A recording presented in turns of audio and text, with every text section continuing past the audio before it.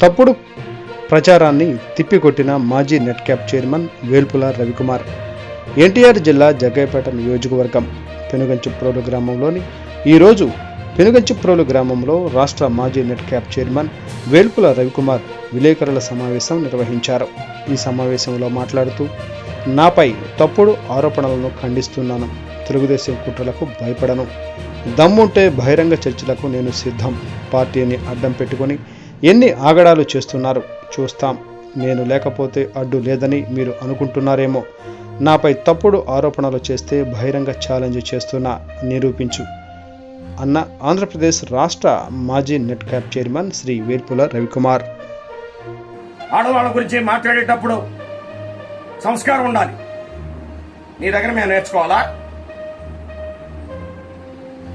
ఎన్నికల ముందు రోజు వరకు ఏం మాట్లాడలేదే? కౌంటింగ్ అయిన తెల్లారి నుంచి ఎందుకు మాట్లాడుతున్నావు? ఉదయ్ భాను గారి పేరుతో గట్ట పార్కును బాలగొడతానంటున్నావు, నన్ను చంపుతానంటున్నావు. కార్యకర్తల్ని పోలీస్ స్టేషన్లో దగ్గర కూర్చొని కొట్టిస్తున్నావు. ఎస్ఐ గారిని ఇష్టం వచ్చినట్టు మీకు అనుకూలంగా మార్చుకొని దాడులు చేస్తున్నారు. తెలుగుదేశం పార్టీ నన్ను టార్గెట్ చేసింది. తెలుగుదేశం ప్రభుత్వం నన్ను టార్గెట్ చేసింది. ఏం చేయగలరు మీరు? చంపుతానంటున్నావుగా, చంపు. నువ్వు చంపుతానంటే భయపడి పారిపోయే పిరికి బందనా?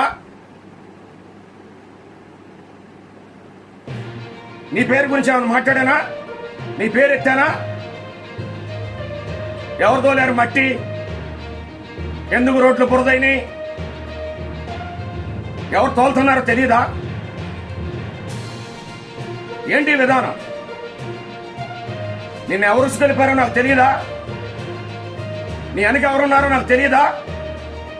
మీ పార్టీ నన్ను టార్గెట్ చేసింది, మీ ప్రభుత్వం నన్ను టార్గెట్ చేసింది. నేను నీతి నిజాయితీకి బతికినటువంటి నాయకుడిని, క్రమశిక్షణతో పెరిగిన నాయకుడిని, విద్యావంతుడైన నాయకుడిని. ఏనాడు నేను మీ తాతయ్య గారింటికి రాలా, ఏనాడు మీ రఘురామ్ గారింటికి రాలా, ఏనాడు జనార్దన్ గారింటికి రాలా, ఏనాడు చింతల సీతారామయ్య గారింటికి రాలా. మీరు ఎవరెవరి దగ్గరికి వచ్చారో, ఎలా పనులు చేయించుకున్నారో మీకే తెలుసు. రాజకీయాలకు అతీతంగా పరిపాలించాం, రాజకీయాలకు అతీతంగా పెన్షన్లు ఇచ్చాం, రాజకీయాలకు అతీతంగా పథకాలు ఇచ్చాం, రాజకీయాలకు అతీతంగా ఒక చిన్న ఘర్షణ లేకుండా, చిన్న గొడవ లేకుండా ఈ గ్రామాన్ని ప్రశాంతంగా ఉంచాం. ఊరంతా మొక్కలు నాటాం పచ్చదనం కోసం. మీరు కూడా అభివృద్ధి చేయండి, మంచి పేరు తెచ్చుకోండి. మీరు కూడా, మీకు అలవాటే. మా నాయకుడు ఉదయ్ భాను గారి మీద ఎన్నో ఆరోపణలు చేశారు. మా నాయకుని భార్య విమలాభాను గారి మీద కూడా ఎన్నో అసత్య ఆరోపణలు చేశారు. అసత్య ఆరోపణలు చేయడం మీ వంతు. ఇప్పుడు నా మీద పడ్డారు. నీకు సమాధానం ఇవ్వాల్సిన అవసరం కూడా లేదు. మేమే తప్పు చేయలేదు, ఎవరి దగ్గర ఒక్క రూపాయి తీసుకోలేదు. మా నిజాయితీ మాకుంది. మట్టి గురించి మాట్లాడుతున్నావు. ఎవరు తోలింది అందరికీ తెలుసు. లక్షల టన్నులు ఎవరు తోలారో తెలుసు. నీ యొక్క వ్యాపారం కోసం, నీ యొక్క స్వప్రయోజనాల కోసం నీ ఇష్టం వచ్చినట్టు మాట్లాడతావా? ఎస్ఐ గారిని చేతిలో పెట్టుకొని అనిగడపాడు సర్పంచ్ మీద ఏం దౌర్జన్యం చేశారు మీరు? కలవచ్చి కడుతుంటే అక్కడికి వెళ్ళి సైట్ ఇంజనీర్ కొట్టావు. నువ్వు చంపుతానని బెదిరించావు. మా సోషల్ మీడియా కన్వీనర్ కిషోర్ బడ్డీ కొట్టు మీద దాడి చేశావు. అనిగడపాడు సర్పంచ్ను బెదిరించారు పోలీస్ స్టేషన్లో కేసులు డ్రాప్ చేసుకోమని. సుబ్బాయి కూడా సర్పంచ్ని తీసుకొచ్చి పోలీస్ స్టేషన్లో కూర్చోబెట్టారు.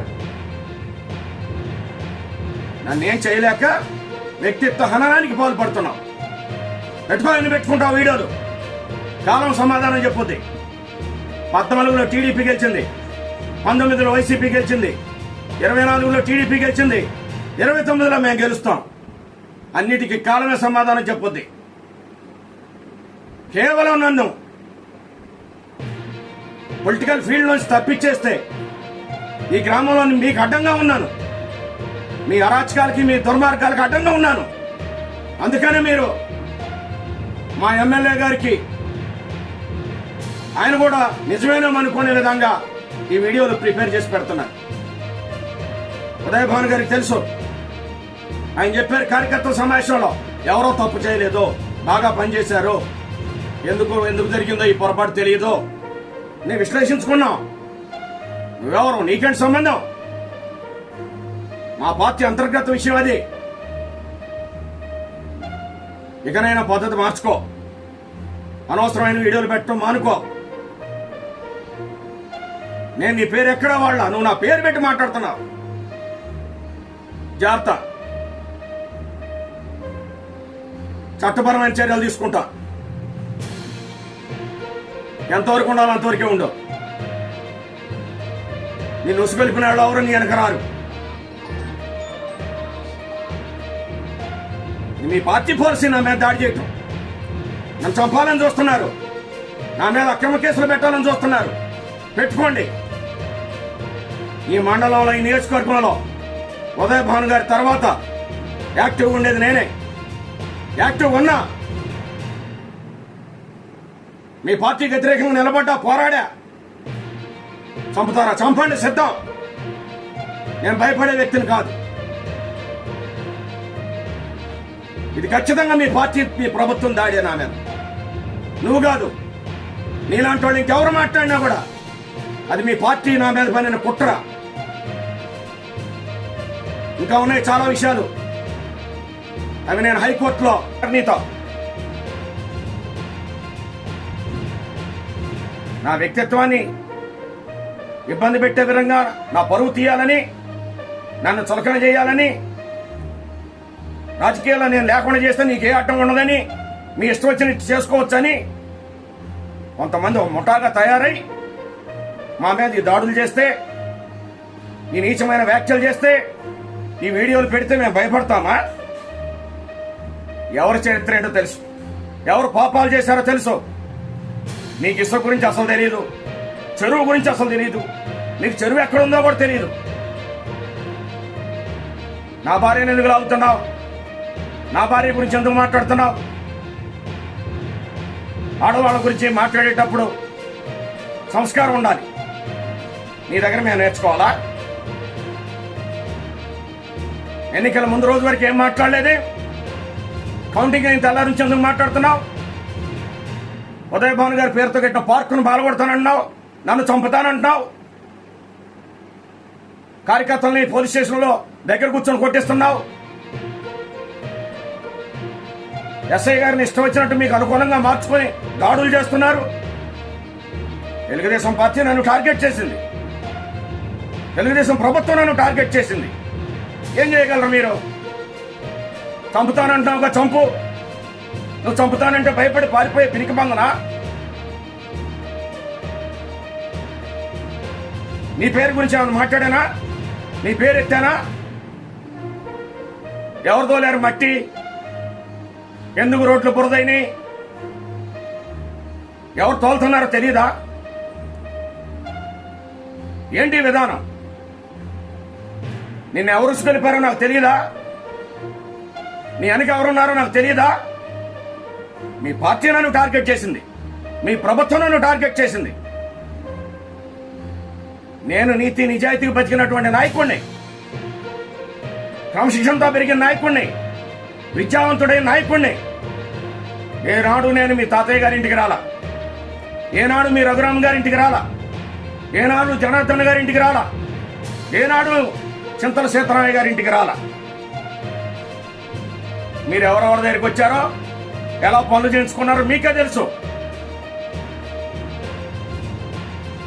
రాజకీయాలకు అతీతంగా పరిపాలించాం, రాజకీయాలకు అతీతంగా పెన్షన్లు ఇచ్చాం, రాజకీయాలకు అతీతంగా పథకాలు ఇచ్చాం, రాజకీయాలకు అతీతంగా ఒక చిన్న ఘర్షణ లేకుండా, చిన్న గొడవ లేకుండా ఈ గ్రామాన్ని ప్రశాంతంగా ఉంచాం. ఊరంతా మొక్కలు నాటాం పచ్చదనం కోసం. మీరు కూడా అభివృద్ధి చేయండి, మంచి పేరు తెచ్చుకోండి. మీరు కూడా, మీకు అలవాటే. మా నాయకుడు ఉదయ్ భాను గారి మీద ఎన్నో ఆరోపణలు చేశారు. మా నాయకుని భార్య విమలా భాను గారి మీద కూడా ఎన్నో అసత్య ఆరోపణలు చేశారు. అసత్య ఆరోపణ చేయడం మీ వంతు. ఇప్పుడు నా మీద పడ్డారు. నీకు సమాధానం ఇవ్వాల్సిన అవసరం కూడా లేదు. మేము ఏ తప్పు చేయలేదు, ఎవరి దగ్గర ఒక్క రూపాయి తీసుకోలేదు. మా నిజాయితీ మాకుంది. మట్టి గురించి మాట్లాడుతున్నావు. ఎవరు తోలింది అందరికి తెలుసు. లక్షల టన్నులు ఎవరు తోలారో తెలుసు. నీ యొక్క వ్యాపారం కోసం, నీ యొక్క స్వప్రయోజనాల కోసం నీ ఇష్టం వచ్చినట్టు మాట్లాడతావా? ఎస్ఐ గారిని చేతిలో పెట్టుకొని అనిగడపాడు సర్పంచ్ మీద ఏం దౌర్జన్యం చేశారు మీరు? కలవర్తి కడుతుంటే అక్కడికి వెళ్ళి సైట్ ఇంజనీర్ కొట్టావు, నువ్వు చంపుతానని బెదిరించావు. మా సోషల్ మీడియా కన్వీనర్ కిషోర్ బడ్డీ కొట్టు మీద దాడి చేశావు. అనిగడపాడు సర్పంచ్ని బెదిరించారు పోలీస్ స్టేషన్లో కేసులు డ్రాప్ చేసుకోమని. సుబ్బాయి కూడా సర్పంచ్ని తీసుకొచ్చి పోలీస్ స్టేషన్లో కూర్చోబెట్టారు. నన్నేం చేయలేక వ్యక్తిత్వ హననానికి పాల్పడుతున్నావు. పెట్టుకోవాలని పెట్టుకుంటావు వీడియోలు. కాలం సమాధానం చెప్పుద్ది. 14లో టీడీపీ గెలిచింది, 19లో వైసీపీ గెలిచింది, 24లో టీడీపీ గెలిచింది, 29లో మేము గెలుస్తాం. అన్నిటికీ కాలమే సమాధానం చెప్పుద్ది. కేవలం నన్ను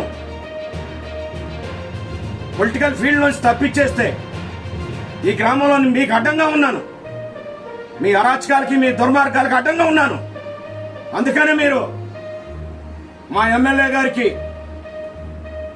ఆయన కూడా నిజమేననుకునే విధంగా ఈ వీడియోలు ప్రిపేర్ చేసి పెడుతున్నారు. ఉదయ్ భాను గారికి తెలుసు. ఆయన చెప్పారు కార్యకర్తల సమావేశంలో ఎవరో తప్పు చేయలేదు, బాగా పనిచేశారు, ఎందుకు జరిగిందో ఈ పొరపాటు తెలియదు. నేను విశ్లేషించుకున్నాం. నువ్వెవరు? నీకేంటి సంబంధం? మా పార్టీ అంతర్గత విషయం అది. ఇకనైనా పద్ధతి మార్చుకో. అనవసరమైన వీడియోలు పెట్టడం మానుకో. నేను నీ పేరు ఎక్కడా వాళ్ళ, నువ్వు నా పేరు పెట్టి మాట్లాడుతున్నావు. జాగ్రత్త. చట్టపరమైన చర్యలు తీసుకుంటా. ఎంతవరకు ఉండాలో అంతవరకే ఉండవు. నిన్ను ఉసుగొలిపిన వాళ్ళు ఎవరు నీ వెనక రారు. ఇది మీ పార్టీ పాలసీ. నా మీద దాడి చేయటం, నన్ను చంపాలని చూస్తున్నారు, నా మీద అక్రమ కేసులు పెట్టాలని చూస్తున్నారు. పెట్టుకోండి. ఈ మండలంలో, ఈ నియోజకవర్గంలో ఉదయ్ భాను గారి తర్వాత యాక్టివ్గా ఉండేది నేనే. యాక్టివ్గా ఉన్నా. మీ పార్టీకి వ్యతిరేకంగా నిలబడ్డా, పోరాడా. చంపుతారా? చంపండి, సిద్ధం. నేను భయపడే వ్యక్తిని కాదు. ఇది ఖచ్చితంగా మీ పార్టీ, మీ ప్రభుత్వం దాడి నా మీద.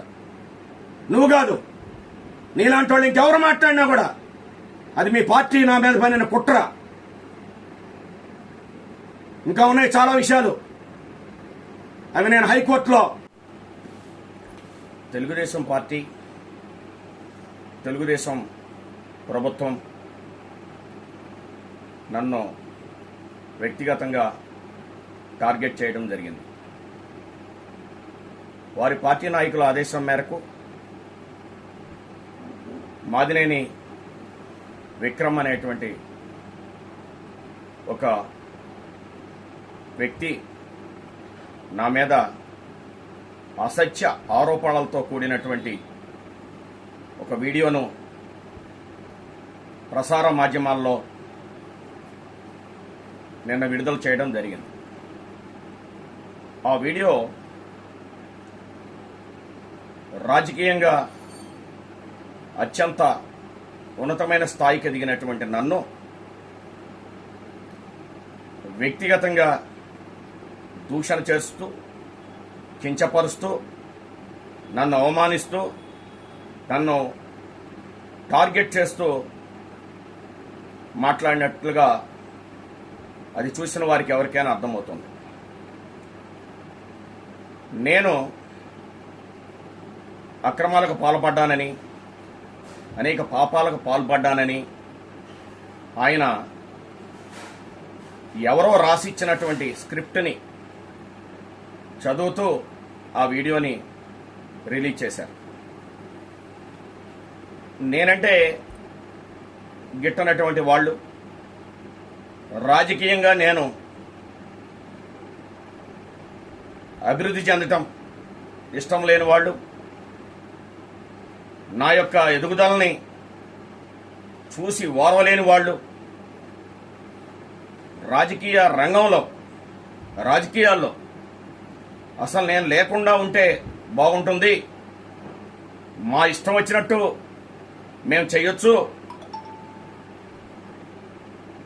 ఒక పేదవర్గానికి చెందినటువంటి వ్యక్తి రాజకీయం చేయటం ఏంటి అనేటువంటి ఒక దుగ్ధతో ఆ యొక్క వీడియోలో ఆయన మాట్లాడినటువంటి తీరు స్పష్టంగా కనిపిస్తుంది. ఇటీవల ఎన్నికల సందర్భంగా నేను మా నాయకునికి చెప్పాను, పెనగంచిప్రోలు గ్రామంలో ఖచ్చితంగా మెజార్టీ వస్తుంది అని చెప్పిన మాట నిజమే. నేనే బాధ్యత తీసుకుంటానని చెప్పాను. నేను, నా భార్య, ఈ గ్రామంలో ఉన్నటువంటి అనేక మంది నిజాయితీ పరులైనటువంటి వైఎస్ఆర్ పార్టీ కార్యకర్తలు, సైనికులు, నా అనుచరులు కష్టపడి పనిచేశాం. ఈ 5 ఏళ్ల కాలంలో ఈ గ్రామ అభివృద్ధి కోసం ఎంతగానో కష్టపడి పనిచేశాం. ఈ గ్రామంలో అభివృద్ధి కోసం కృషి చేశాం. ఈ గ్రామంలో మౌలిక వసతులు కల్పించడానికి కృషి చేశాం. ఈ గ్రామంలో అనేక సంవత్సరాలుగా ఉన్నటువంటి మంచినీటి సమస్యని పరిష్కరించాలనేటువంటి ఒక మహోన్నత ఆశయంతో నేను, నా భార్య, మా ప్రీతమ నాయకుడు, మాకు శాసనసభ్యులుగా ఉన్నటువంటి ఉదయభాను గారి దగ్గరికి వెళ్ళి మాట్లాడి 4 కోట్ల రూపాయలు మంచినీటి సమస్య పరిష్కారం కోసం నిధులు మంజూరు చేయించుకొచ్చాం. ఉదయభాను గారు మంజూరు చేయించినటువంటి ఆ జలజీవన మిషన్ ద్వారా విడుదలైనటువంటి ఆ యొక్క అభివృద్ధి కార్యక్రమాన్ని కాంట్రాక్టర్లు రాకపోయినా బ్రతిలాడి కాంట్రాక్టర్లను తెప్పించుకొని ఆ వర్క్స్ ఉదయభాను గారి చేత శంకుస్థాపన చేయించి ప్రారంభించుకున్నాం. మా హయాంలో పెనగంచిప్రోలులో నీటి ఎద్దడి ఉండకూడదనేటువంటి ఒక మంచి సంకల్పంతో మేము కృషి చేశాం. ఈ గ్రామంలో సచివాలయం ఉండాలని చెప్పేసి తూర్పు బజార్న ఎన్ని ఆటంకాలు కల్పించినా ఆ సచివాలయాన్ని కట్టాం. హై స్కూల్లో 1,43,00,000తో 9 అదనపు గదులను నిర్మించాం. ఒక అద్భుతమైనటువంటి పార్కుని పెనగంచిపురం గ్రామంలో నిర్మించడం జరిగింది.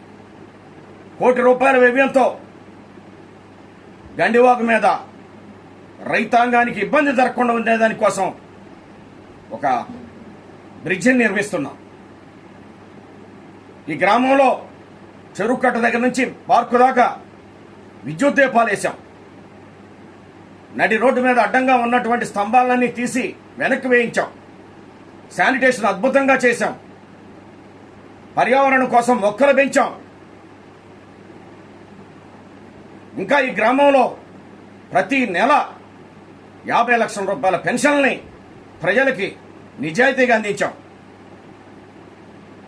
ప్రభుత్వం అందించేటువంటి పథకాల్ని రాజకీయ వివక్షత లేకుండా అందించాం.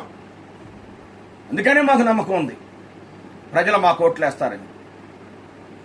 16 వార్డుల్లో ఆయా నాయకులకి బాధ్యతలు అప్పచెప్పాం. వాళ్ళు కష్టపడి పనిచేశారు.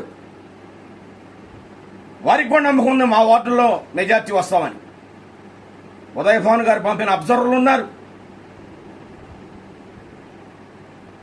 రాష్ట్ర పార్టీ పంపినటువంటి అబ్జర్వర్లు ఉన్నారు. అన్నీ కూడా వారి కన్సర్న్లోనే, నాయకత్వం కన్సర్న్లోనే జరిగినాయి. రాలేదు. అది మీకెందుకు? మా పార్టీ అంతర్గత విషయం అది. నా వల్లనే అని మాట్లాడటం నీకు అవసరమా? ఎవడు చెప్పాడు నీకు?